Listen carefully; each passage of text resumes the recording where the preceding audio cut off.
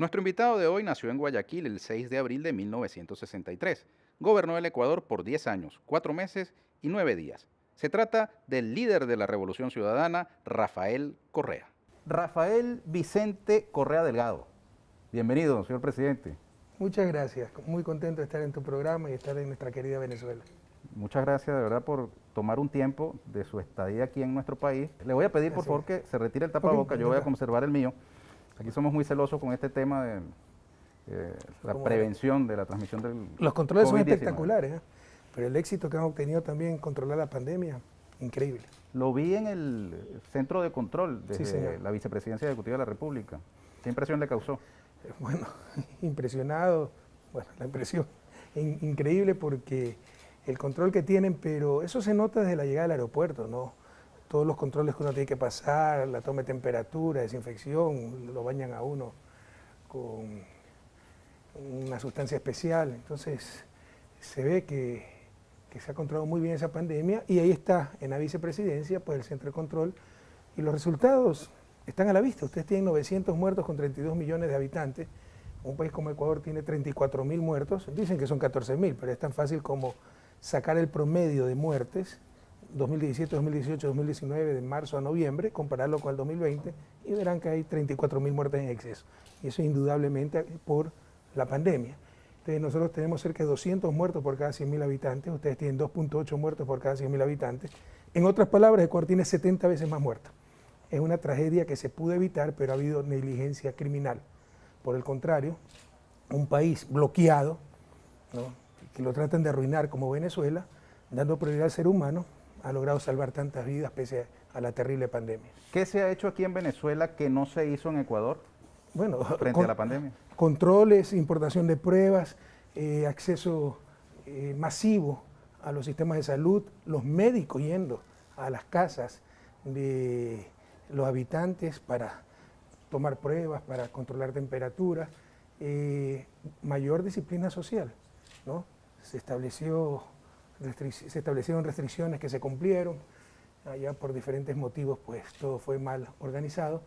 Ecuador tal vez es el peor país que ha manejado la pandemia, pero comparado incluso con el promedio, Venezuela lo ha hecho muchísimo mejor y por la especial atención que se puso al cuidado de la salud y a la prioridad de la vida humana. Imagino que habrá sido especialmente doloroso para usted, presidente, siendo usted de Guayaquil, el que Guayaquil se haya convertido como una especie de ejemplo de lo más dantesco frente a la catástrofe del COVID-19, ¿no? En Ecuador vivimos la dictadura perfecta, que es la dictadura apoyada por los medios de comunicación. De hecho, es el nombre de una película mexicana que la recomiendo, muy buena. Se basa en casos reales, ¿eh?, en la inmoral complicidad de Televisa con el candidato en ese entonces, Peña Nieto, al cual lo apoyaba supuestamente dando información. Así era propaganda, tenía un contrato para promocionarlo a la presidencia. Y el público supuestamente consumiendo información, estaban consumiendo la propaganda para un candidato. Entonces, los medios tapan todo, tratan de justificar todo, pero te pongo un ejemplo que demuestra claramente que es ineptitud y negligencia criminal. Nosotros en el 2016 tuvimos un terremoto de casi 8 en la escala Richter. En pocos segundos tuvimos cerca de 700 muertos, pero a nadie le faltó un entierro digno, un ataúd, identificación.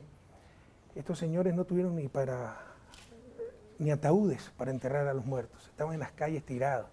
Cuando en emergencia, como en guerra, tú puedes incautar una empresa que hace ollas y decirle, me hace balas en el caso de guerra. Acá podían incautar una empresa, ¿no?, que lo permite la Constitución, que hacía muebles y decir, me hace ataúdes. En lugar de eso, los patricios guayaquileños donaron cartones para que los pobres entierren a sus muertos.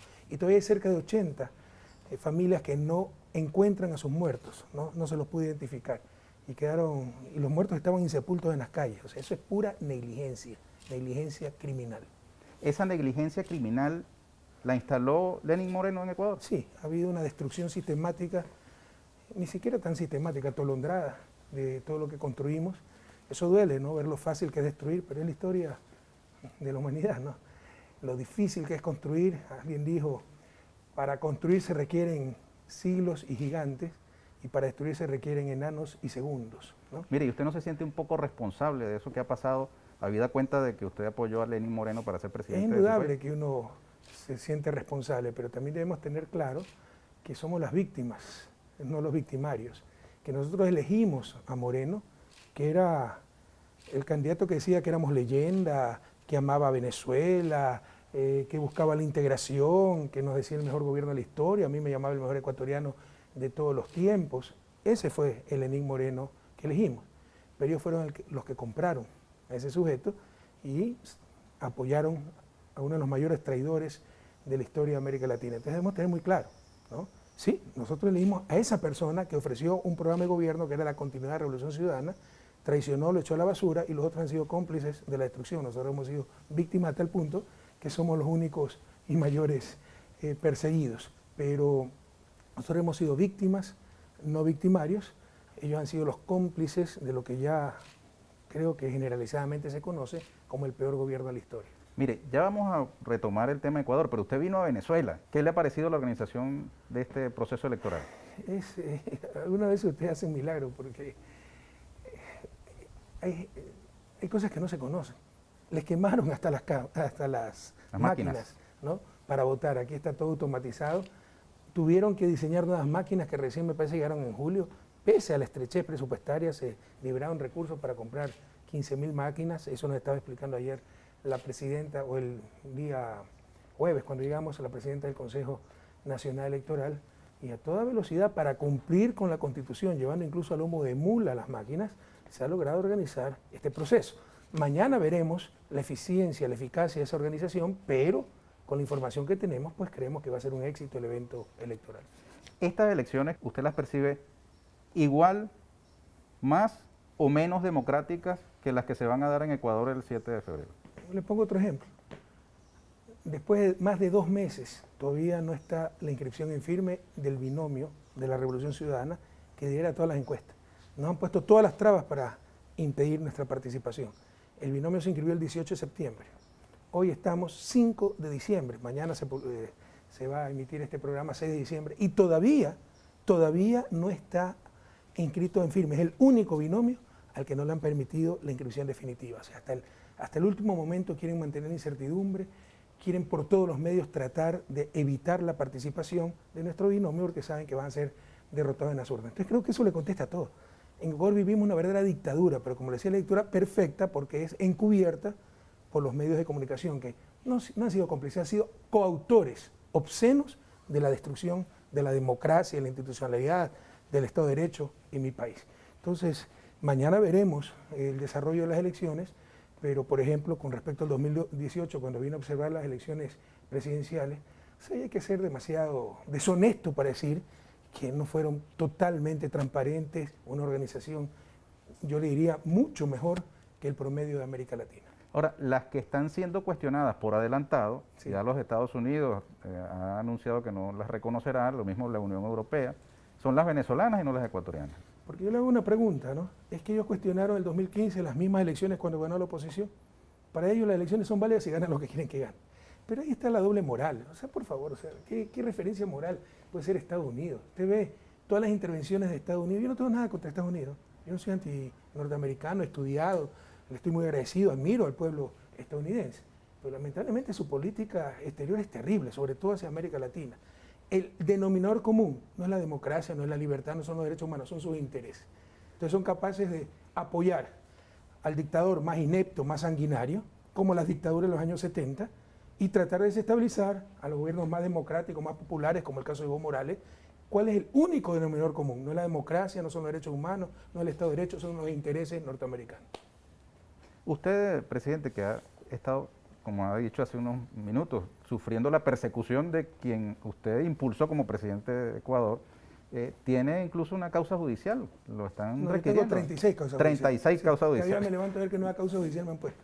Secuestros, sobornos, homicidios, hasta me están acusando, bueno, hay mucho de eso, por gobernar, que adquirir deuda, que quitar el subsidio, cuando eso es parte del ejercicio de gobierno. Ahora, a usted en Ecuador lo están requiriendo para meterlo preso, ¿cierto? Sí, pero nadie le cree a la justicia ecuatoriana, pues si le creyeran ya estaría preso. Ahora, ¿aspira usted a regresar al Ecuador después de las elecciones del No, porque febrero? primero las del año elecciones, si las ganamos y no podemos dar nada por sentado, no resuelve los problemas judiciales. Y yo no voy a aceptar indulto, amnistía ni nada por el estilo. Le vamos a ganar en las Cortes Nacionales, si los jueces honestos, que los hay, ya pueden ejercer libremente su capacidad de juzgamiento, lamentablemente, en las condiciones actuales, con la presión mediática, que te juzguen los titulares, con la presión política, con las amenazas. Ha habido jueces que el día anterior de dictar una sentencia le allanan la casa al papá, lo meten preso por tenencia de armas. Es horroroso lo que se está viviendo en Ecuador, pero encubierto por la prensa. Entonces, en estos momentos, no solo es necesario ser un juez honesto, hay que ser un juez heroico para hacer lo correcto. Y eso lamentablemente todavía no tenemos. Es Pero paradójico. cuando pase esta situación, probablemente esos jueces honestos hagan realmente justicia. Y si no la hacen a nivel nacional, la van a hacer a nivel internacional, donde estamos ganando todo, porque todos esos casos son una mamarrachada. Entre todos no hacen uno. Es paradójico, presidente, porque a Venezuela la acusan precisamente de no presentar un cuadro de separación de poderes y ser una dictadura.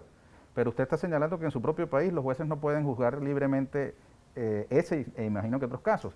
En Bolivia, donde hubo un golpe de Estado y unas masacres públicas, notorias y comunicacionales, solo comenzaron a hacer justicia con el cambio de gobierno, con el retorno de la democracia, con el presidente Luis Arce. Sí, hay una doble moral a nivel internacional. La verdadera ilustración, aquella que se dio hace algunos siglos, de que la razón, en el mundo de las ideas, la razón venció a los mitos. La verdadera ilustración, el verdadero avance civilizatorio definitivo se dará cuando en el mundo real, no en el mundo de las ideas, la razón, la verdad, vence al poder, porque todo es en función del poder, todo es en función del más poderoso. Entonces, usted ha visto todo lo que pasó en Bolivia, ¿no? Y lo apoyaron, eso apoyaron. Lo que ha pasado en Ecuador, ni siquiera se entera el mundo. En el 2018 dieron un golpe de Estado con una consulta que era un adefesio a nivel constitucional, pero escondieron al presidente de la Corte Constitucional para que pase por imperio de la ley sin control constitucional. Con esa consulta se apoderaron de un consejo que es el que elige 150 autoridades de control. Los 7 consejeros que se los elegía por concurso de merecimiento los nombró a dedo el presidente de la República. Con eso se apoderó de todo. Consejo Nacional Electoral, Tribunal Contencioso Electoral, Consejo de la Judicatura, Superintendencia, Fiscales, de todo, ¿no? Con, insisto, la complicidad y la coautoría obscena de la prensa. Pero no contentos con eso, el presidente de ese consejo transitorio se autoproclamó emperador, pero en serio, dijo que sus decisiones estaban por encima de la Constitución. Y en lugar de mandarlo, a ese pobre señor, tenía 86 años, al manicomio, lo aplaudió la prensa. Y destituyó a la Corte Constitucional, que es un Estado de derechos, no hay manera de destituir a la Corte Constitucional, la destituyó. Declararon 7 meses de vacancia constitucional. No tuvimos Corte Constitucional durante 7 meses, y no hubo Estado de Derecho. Hasta que nombraron a los serviles que están hasta ahora. Entonces, ¿qué más dictadura que aquello? Pero ni siquiera se enteran. ¿Por qué?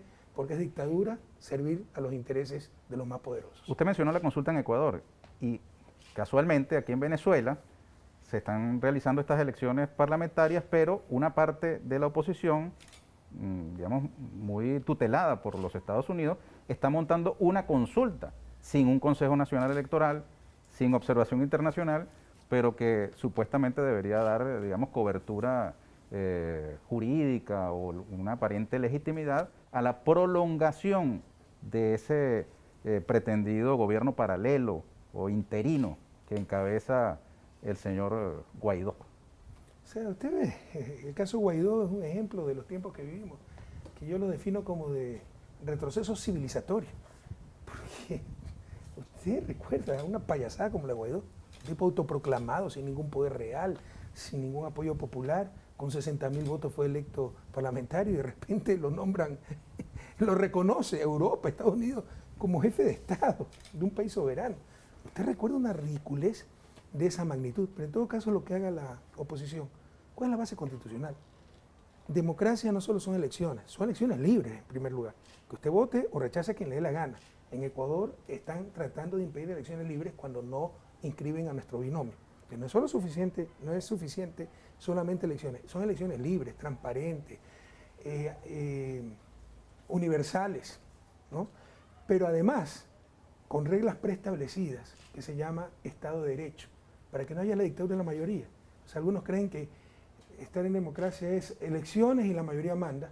No, o sea, si aprovechando el apasionamiento de un momento que agarraron un violador, yo pongo a votación, quieren que lo ejecutemos, probablemente la población va a decir que sí.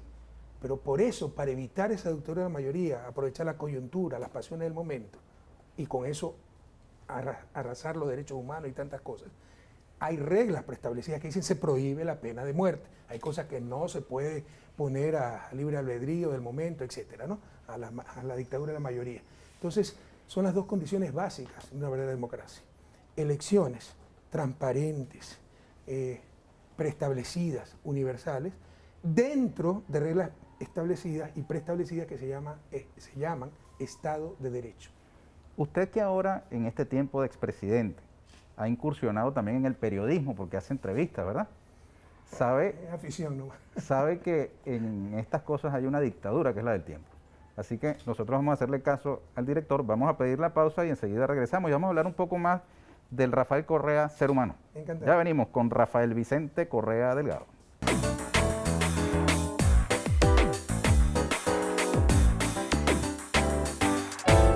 Rafael Vicente Correa Delgado.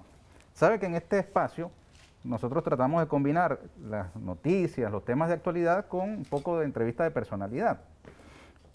Fíjese, para nosotros, y me perdona la insistencia con el tema de la traición de Lenín Moreno, es una incógnita.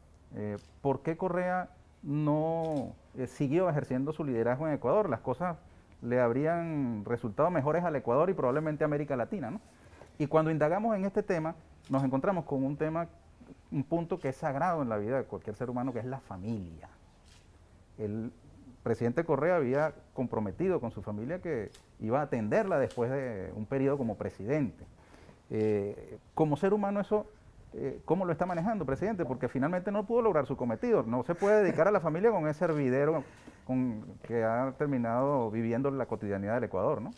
Yo sinceramente quería retirarme de la política activa, no para siempre, no me gusta esa palabra, uno nunca sabe, pero al menos en forma indefinida, sin un fin preestablecido, y dedicarme a la academia. Creía que podía colaborar mucho de la academia.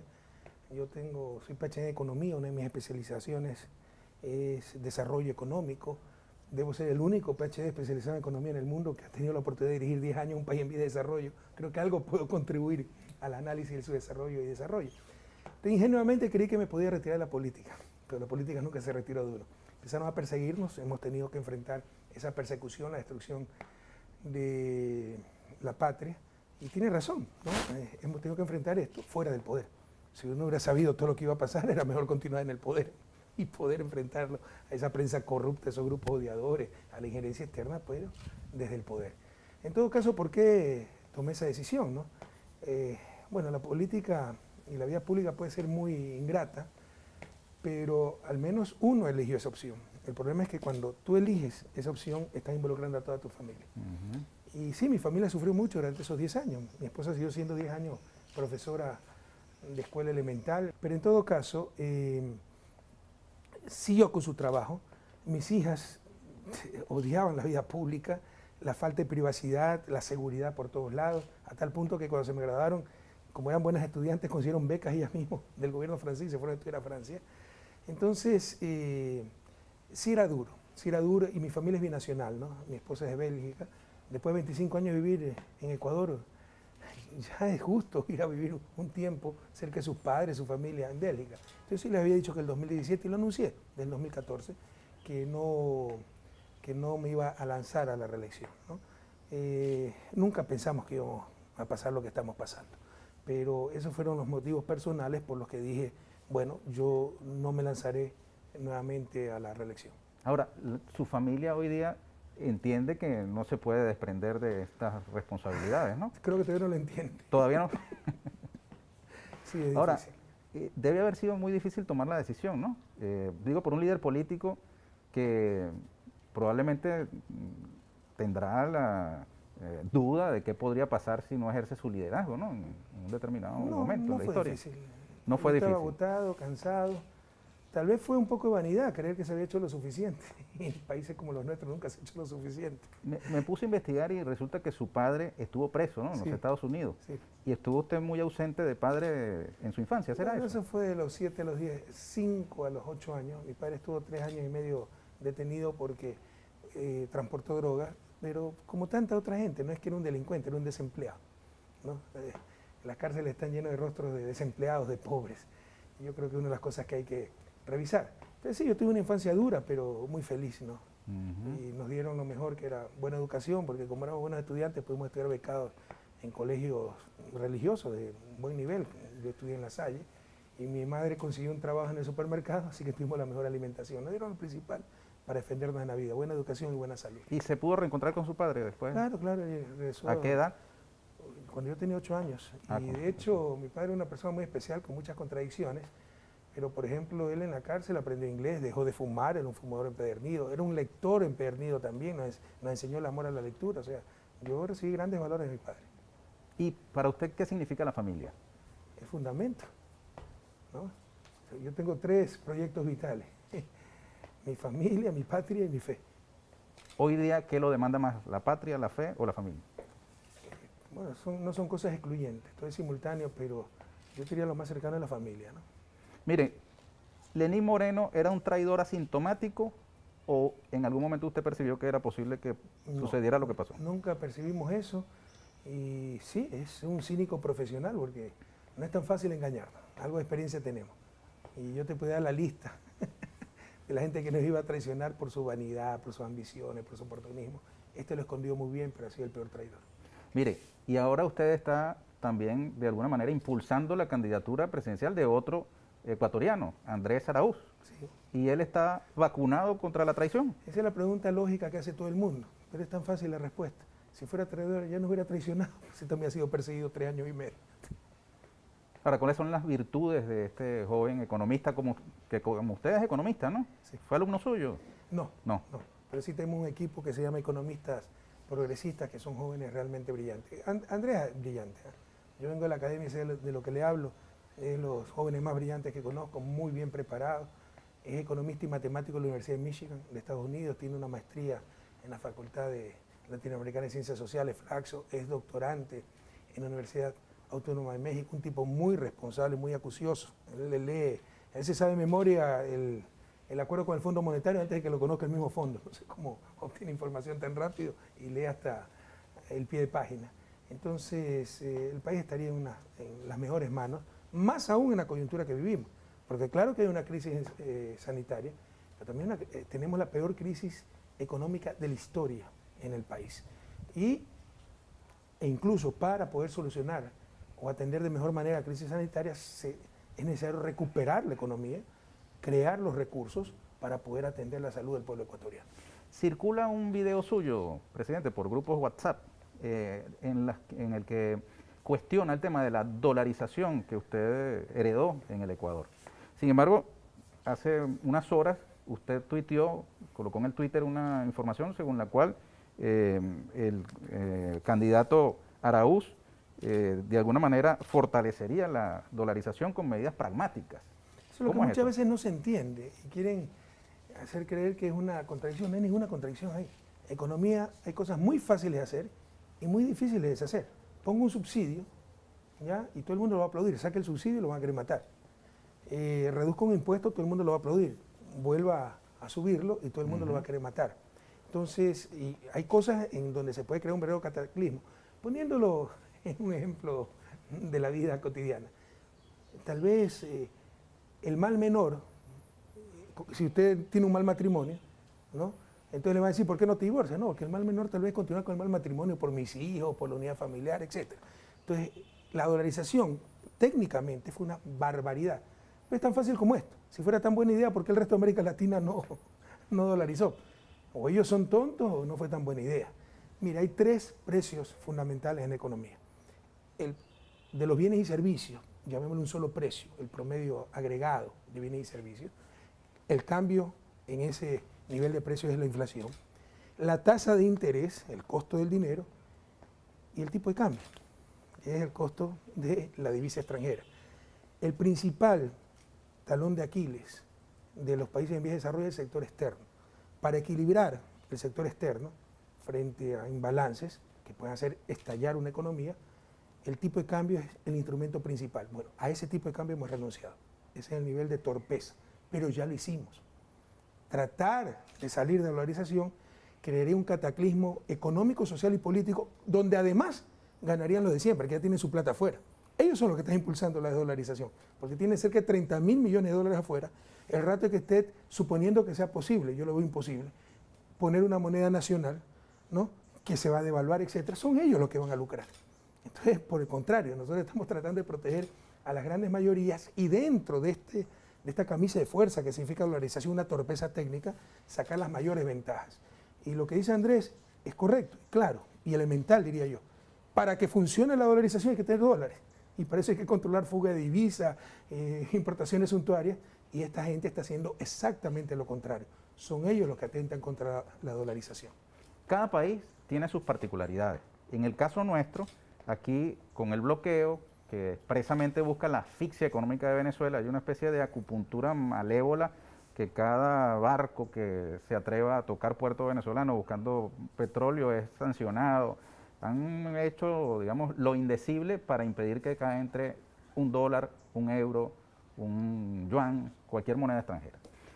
En nuestro caso también se ha venido dando por vía, de hecho, un fenómeno también de circulación del dólar en paralelo al bolívar y con un intento de una criptomoneda llamada el petro. No sé si con la distancia que obviamente nos separa en su cotidianidad y la economía venezolana, tiene algún comentario que hacer sobre el cuadro político, perdón, sobre el cuadro económico venezolano. Obviamente que se dolariza informalmente una economía no es deseable. Y peor aún, decir que como ya está la economía informalmente dolarizada, eliminemos la moneda nacional y adoptemos el dólar. Es decir, si es un problema hay que solucionarlo, no hay que formalizarlo. Entonces, pero eso es fruto del bloqueo. O sea, yo vengo a la academia, los que me están escuchando, los profesores universitarios, los profesores de economía. Si ustedes ponen a un chico de primer año a analizar la economía venezolana y dicen que ha sido un fracaso, que está dolarizada la inmigración, y se olvidan que está bloqueada, que está en una economía de guerra, lo dejan de años, pues, ese muchacho. Es como, qué sé yo, un detective que ve a un ahogado en el fondo de una piscina con los pies metidos en un balde lleno de cemento y llega a la brillante conclusión de que se ahogó por no saber nadar. O sea, es un cinismo extremo, una ineptitud extrema. Como que si bombardeo Chile y después digo, no funcionó el neoliberalismo. O sea, ¿de qué estamos hablando? No lo entiendo, como profesor no lo entiendo. No entiendo esos analistas que dicen, ha fracasado la economía venezolana, el modelo venezolano, cuando están bloqueados. Este año, Ernesto, ustedes alcanzaron hasta más de 50.000 millones, 54.000 millones de ingresos petroleros. Este año no va a llegar a los 500 millones. Parece mentira, parece una caricatura. Van a tener la 100ª parte de ingresos petroleros. ¿Qué país aguantaría un golpe, lo que llamamos los economistas un shock externo, es decir, no depende de sus políticas económicas, un shock externo de esa magnitud? Analizar la realidad de la economía venezolana, obviando que están bloqueados, que están siendo agredidos, que tienen una economía de guerra. O sea, es un cinismo o una incompetencia sin límite realmente. Usted ha estado enterado, por ejemplo, de la ley antibloqueo que ha sido impulsada acá, ¿sí?, para propiciar, digamos, la inversión privada extranjera. Y me parecen pasos muy pragmáticos para tratar de recuperar la economía, ¿no? Frente a la agresión que están recibiendo, pues hay que flexibilizar un poco el modelo, abrir un poco la economía a cierta clase de inversión extranjera. No podemos cerrar los ojos. Venezuela está luchando por su supervivencia. No puede vender siquiera su petróleo. Entonces, obviamente habrá que flexibilizar un poco el modelo que en condiciones normales funcionaría de otra manera, pero dado el bloqueo, dada la economía de guerra, pues habrá que hacer esas concesiones para atraer inversión extranjera. Vamos a hacer otra pausa y venimos enseguida con Rafael Vicente Correa Delgado.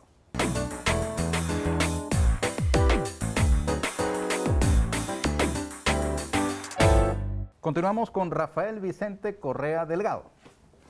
Aquí le decimos así a todo el mundo con sus dos nombres. Porque le encanta decir mi segundo nombre, a mí no me gusta mi segundo nombre.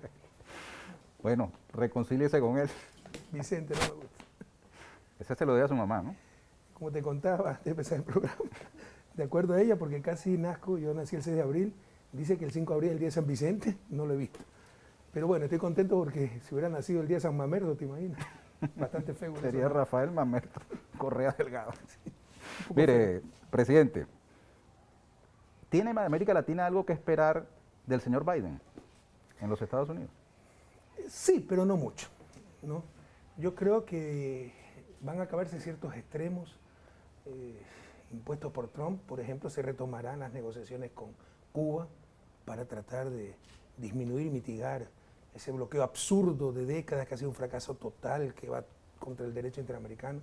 Creo que se flexibilizará un poco el bloqueo criminal a Venezuela, no en la parte formal, pero ya en la parte real, con buques custodiando las costas venezolanas, prácticamente una agresión militar ya. Creo que Biden es una persona con principios, un político con mucha experiencia, con el cual se podrá conversar, tal vez llegar a consensos mínimos. Trump es amoral, pues. Trump es un accidente inexplicable de la historia. Entonces creo que en ese sentido se va a avanzar. Accidente que obtuvo la mitad de los votos en las elecciones, ¿no? 71 millones de votos. Muy preocupante. Son los signos de los tiempos, ¿no? Los extremos a los que está llegando el mundo, pero también en América Latina. Aquí hay grupos neofascistas, hay extremistas, radicales, que dicen por Twitter matemos a Maduro, que intentaron matarlo, a Correa, a todo el que con el que no coincida. Eso lo hay en Europa también, ¿no? Por ejemplo, xenofobia, movimientos antimigración, lo hay en Estados Unidos. ¿Cuál es la diferencia? Allá están limitados por algo que se llama Estado de Derecho, ¿no? Por una prensa guardiana de la verdad. Acá en Ecuador, por ejemplo, ¿no? Han cooptado el Estado, les permiten hacer de todo, incluso una doble moral. No quiero gastarle el tiempo en televisión, pero te puedo contar casos donde cosas evidentes no se investigan y la más mínima sospecha te allanan la casa, te meten preso a la presidenta nacional, al expresidente de la Asamblea Nacional, le metieron preso a su padre, acusándolo de testaferro de su hija. Y lo publicaron en todos los medios, un año después fue sobreseído y nadie publicó nada, o sea, cosas horrorosas. Y tenemos una prensa, o sea, no hay ese límite llamado Estado de Derecho, para que la gente que comete ilegalidades sea juzgada con un proceso adecuado. Y no hay esa prensa guardiana de la verdad, por el contrario, la prensa es la primera en habernos robado la verdad y promover esos grupos para que nos hagan daño a nosotros, a los líderes progresistas. Y tal vez después los criticarán, una vez que hayan alcanzado su cometido. Pero sí, son retrocesos civilizatorios. Pero en todo caso, volviendo a tu pregunta original, yo creo que la esencia de la política exterior norteamericana no cambiará. Cambiarán los excesos impuestos por Trump, pero no la esencia. ¿Y cuál es la esencia? Como te decía hace un momento, que van a invadir, no invadir, defender, no defender, no en función de la democracia y la libertad, sino en función de sus intereses. El presidente de Argentina, Alberto Fernández, ha invitado a Biden a reordenar juntos a América Latina. ¿Qué le parece a ustedes?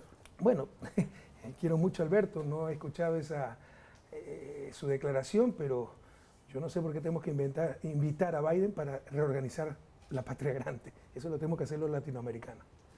Fíjese, ustedes forman parte de una internacional progresista, sí, ¿verdad? Donde hay una gama muy amplia de liderazgos heterogéneos, ¿no?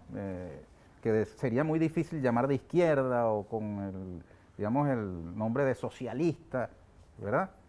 Son bastante heterogéneos. ¿Hay alguna diferencia entre ese alineamiento de la internacional progresista y lo que el comandante Chávez enarboló como el bolivarianismo, el ALBA?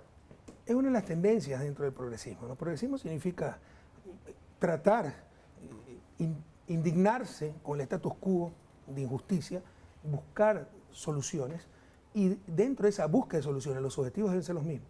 Bueno, habrá diferentes corrientes, diferentes matices. Una de ellas es la bolivariana, inspirada por Simón Bolívar, por grandes latinoamericanos como Chávez, pero como tú bien has dicho, también hay tendencias más moderadas, más de centro, centro-derecha. Lo importante aquí es un mensaje, ¿no? Si,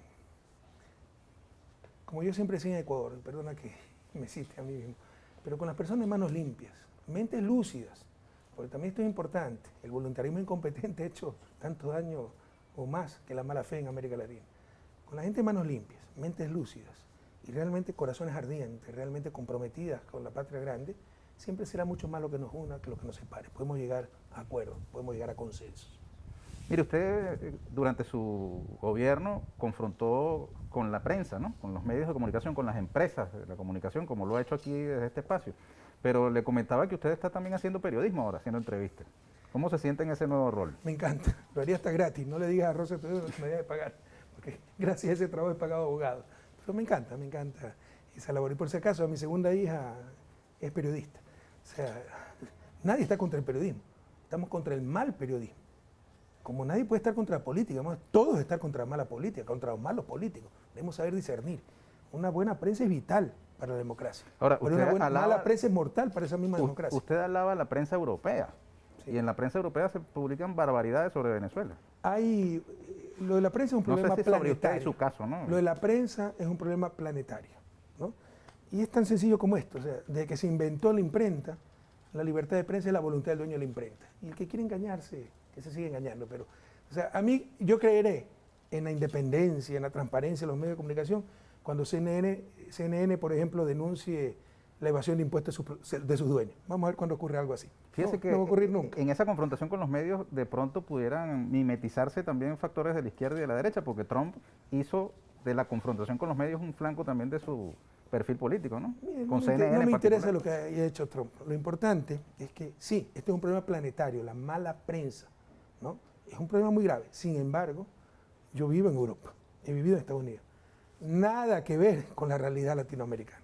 Por ejemplo, sí, pueden distorsionar la realidad, pueden opinar, en el caso concreto de Venezuela, pero no va a poder mentir descaradamente, no va a poder decir la deuda externa es 50.000 cuando es 5.000, ¿sí me explico? A la media hora les hará un periodista serio a decir esto no es así. Podrán analistas hablar basura, pero el que presenta las noticias no es que va a hacer gestos aprobando, desaprobando si la noticia es contra lo que ellos consideran un adversario o no. Lo que se vive todos los días en América Latina, donde no enfrentamos periodistas, enfrentamos politiqueros, ¿no? Detrás de un micrófono, detrás de un tintero. Entonces, Usted estudió en los Estados Unidos. Es muy grave, es un problema planetario, pero en América Latina es un problema crucial. Mientras no resolvamos la cuestión mediática, no tendremos verdadera democracia ni desarrollo, porque sin verdad, los guardianes de la verdad, si nos roban ellos mismos la verdad, ¿cómo tomamos las decisiones de acción colectiva? Y sin tomar decisiones de acción colectiva correctas, y para eso se necesita información, buena información, no tendremos desarrollo. Fíjese que en los Estados Unidos, donde usted vivió, las grandes corporaciones se dieron el lujo de sacar del aire al presidente en funciones de los Estados Unidos, a Trump, cuando denunciaba un fraude, ¿no? Sí, pero porque dijeron que no tenía pruebas. Sin embargo, si hubiera sido alguien que le caía bien o un latinoamericano que les cae mal, ¿ya? Alguien que atacaba a un latinoamericano que les cae mal y hablaba sin pruebas, le hubieran dado todo el espacio. Y tenemos de eso evidencia. Eso hicieron en el 2017 en Ecuador, cuando el candidato perdedor dijo fraude sin ningún fundamento, en base a una encuesta contratada por él, ¿no? Dijo que le dio como ganador, todas las demás encuestas, los datos oficiales le daban como perdedor, pero la prensa que estaba de su lado lo puso como ganador e implantó la idea de un fraude. Pero lo mismo, ¿te acuerdas del golpe de Estado en 2002? ¿Cómo no se va a acordar? Contra Chávez, abril de 2002. O sea, cuando sacaron a Chávez del poder, dijeron, ha renunciado. Cuando el pueblo lo volvió a colocar en el poder, pasaron dibujos animados en los medios de comunicación, en los canales. Bueno, vamos a hacer una pausa, que es la última de esta entrevista, y regresamos enseguida con Rafael Vicente Delgado Correa. Correa Delgado, perdón. Vicente Rafael.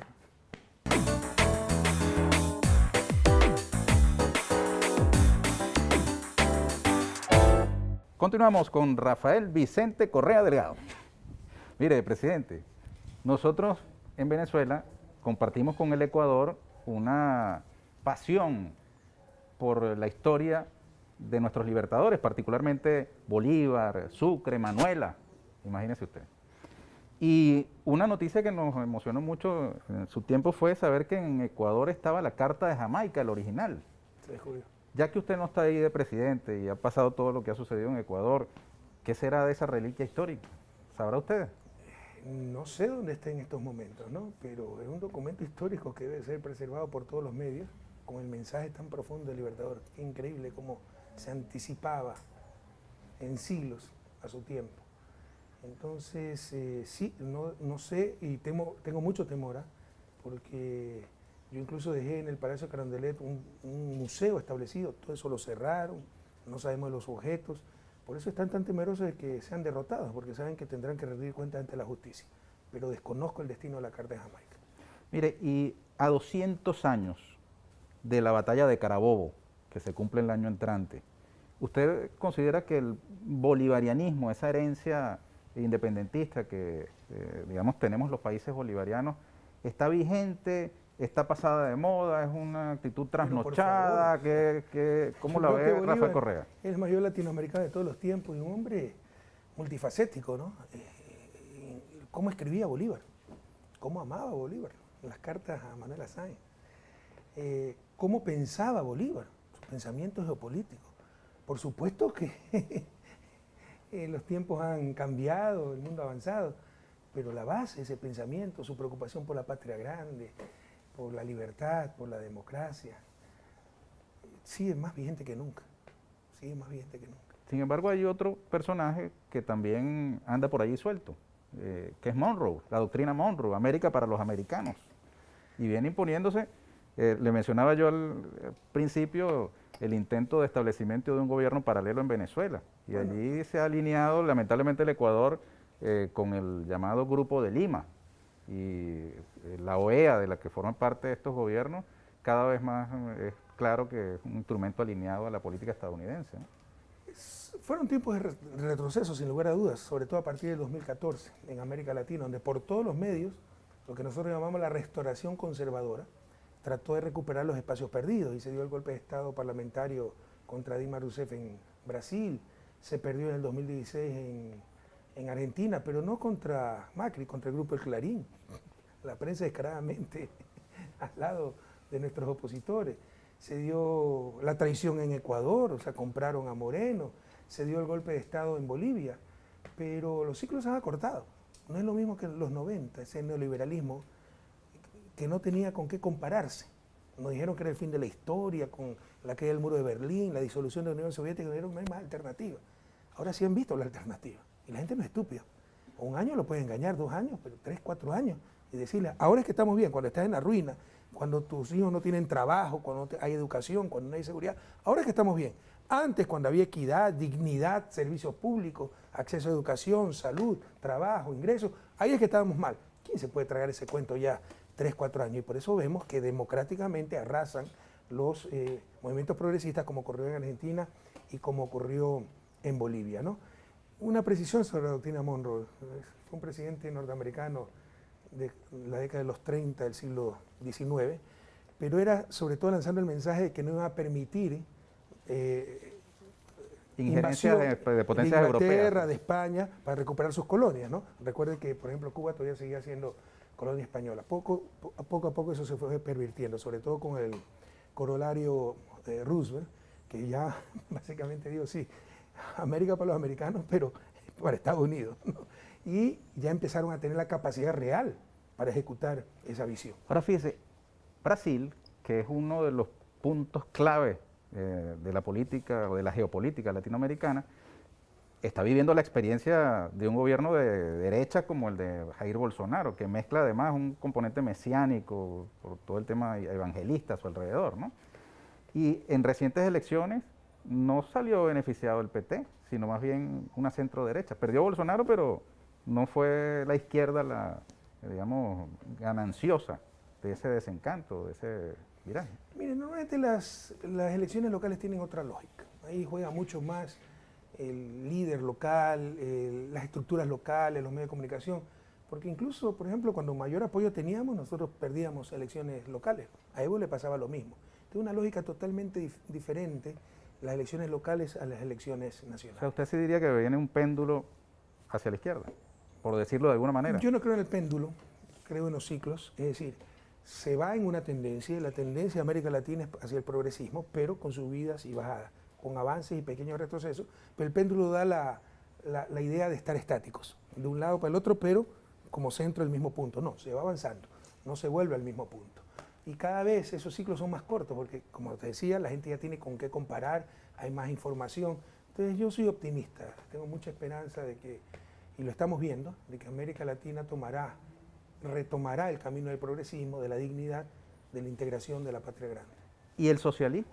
Porque usted enarboló también el socialismo del siglo XXI, ¿no? Sí. Tal cual se hizo aquí con el comandante Chávez, lo hace el presidente Nicolás Maduro. Pero como siempre decíamos, el socialismo más que recetas, que fue el error del socialismo tradicional, son principios, valores, y que lo podríamos, es difícil sintetizarlo, pero si hiciéramos ese ejercicio, la palabra que mejor sintetiza el socialismo del siglo XXI es justicia, que son palabras, es una palabra mayor en el continente más desigual del planeta, pero justicia en todas las dimensiones, no solo justicia socioeconómica, tenemos el continente más desigual, extremadamente ricos, extremadamente pobres, pero también justicia de género, ¿no? El socialismo del siglo XXI, nuestras revoluciones deben tener rostro de mujer, deben ser feministas, indudablemente. acabar con la discriminación hacia la mujer, debe ser, y hacia las minorías, con las diferentes preferencias sexuales, debe ser justicia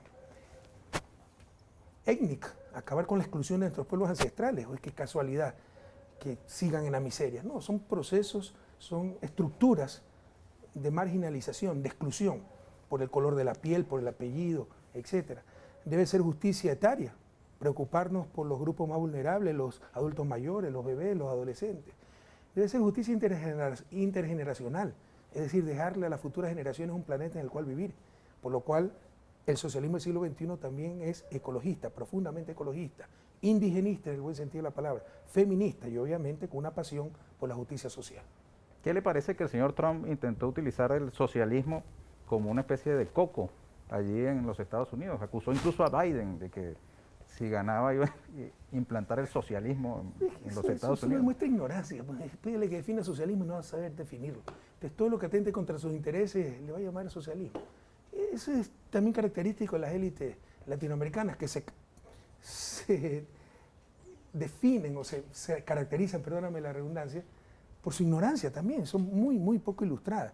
Entonces le va a llamar populismo a todo lo que no entienden ni quieren entender, le va a llamar comunismo a todo lo que, hacerles pagar impuestos, a eso le va a llamar comunismo, y se van a justificar para, incluso para asesinar, para desestabilizar, para golpes de Estado, en función de luchar contra lo que ellos llaman comunismo, ¿no? O extremismo.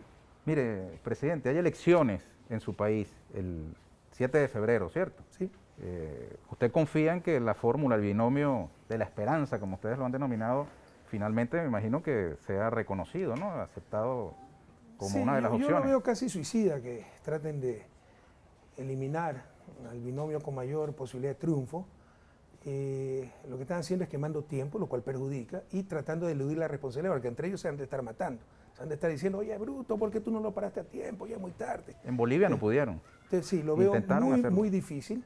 En todo caso, siempre optimistas, jamás triunfalistas. Obviamente las encuestas nos ponen en primer lugar, las perspectivas son muy buenas, pero debemos trabajar cada día como si no tuviéramos un solo voto. Aquí en Venezuela tenemos miles de ecuatorianos. ¿Sí?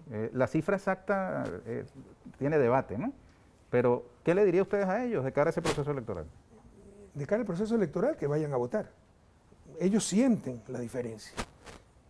Por las noticias de sus familias, que ya no tienen trabajo, que ya no tienen servicios públicos, que no tienen acceso a educación, la salud, la inseguridad es terrible, pero también por lo que ellos sienten aquí, en sus lugares de residencia, porque los consulados volvieron a hacer lo mismo de antes, consulados para los cócteles, embajadores para los cócteles, y no para lo más importante, que nuestra gente, la comunidad ecuatoriana, viviendo en el extranjero. Entonces, que vayan a votar para recuperar el futuro. Pero también una reflexión adicional. Han hecho mucha propaganda en la migración venezolana y están creando una xenofobia en el país. Imagínense si ellos hubieran sufrido eso en Venezuela. Recuerden cómo los acogió Venezuela. Y recuerden que lo que está sufriendo Venezuela es una verdadera agresión. Y lo que tienen que reclamar junto a los verdaderos venezolanos es parar esa agresión, parar ese bloqueo, parar esas sanciones ilegales y criminales. Mire, presidente, podemos terminar esta entrevista sin mencionar el caso de Julian Assange. ¿Qué perspectiva tiene Julian Assange de salir en libertad en algún momento? Sí, yo soy optimista, pero con los pies bien puestos sobre la tierra. Trato de ser muy objetivo y sí, yo estoy muy preocupado. Y lo decía antes de que el traidor Moreno entregara a Julian Assange. Di una conferencia que dije, yo creo que los días de Julian Assange en la embajada están contados. Este es un traidor, seguramente ya negoció la cabeza de Assange. Temo que no me equivoqué. Por primera vez en la historia, un gobierno autoriza a una fuerza armada extranjera que entre en su embajada. Embajada de suelo patrio. Es como que si Venezuela autorice la invasión de las Fuerzas Armadas colombianas, brasileñas, qué sé yo, ¿no? Es algo increíble. Y no solo eso, se rompió, pero abiertamente, la Constitución de la República del Ecuador, artículo 41, que impide, pero taxativamente, entregar a un refugiado. Pero no pasa nada, porque tiene la complicidad de los medios de comunicación. Todo eso es el caso de Julian Assange. Pero en todo caso, ya hablando de Julian Assange como persona y su situación jurídica, sí, yo estoy muy preocupado porque las presiones de Estados Unidos son inmensas, no existe justicia a nivel internacional, como alguien dijo en los diálogos de Platón hace 2000 años, la justicia es tan solo la conveniencia del más fuerte, y el más fuerte sigue siendo Estados Unidos. Por ahora, diría Chávez. Sí, vamos a ver cómo... Sí, si tú ves... El tiempo histórico. Con visión, los tiempos históricos, lo que ha gozado, entre comillas, Estados Unidos como siendo la primera potencia mundial es tan solo un pestañeo en el transcurso de la historia. Bueno, y en Anda a ver cuántos siglos fue China. En un pestañeo se nos fue el tiempo, mundial. presidente. Terminemos con un mensaje suyo para los venezolanos y venezolanas. Siempre un mensaje de optimismo. Son tiempos muy duros, pero unidos sabremos superar todas las dificultades. Hay luz al final del túnel. Venezuela tiene muchos problemas, pero son los venezolanos los que tienen que resolver esos problemas, a defender la soberanía, la dignidad venezolana, a defender la soberanía, la dignidad de la patria grande. Así sea. Gracias. Le agradezco mucho, A usted, presidente. a usted, ministro. Colóquese por favor de nuevo su tapaboca Ok. para yo poder retirarme el mío y despedir, como Dios manda, este espacio. Les agradezco mucho, amigas y amigos. Los invito a una nueva oportunidad aquí con Ernesto Villegas, siempre con muchísimo respeto por usted.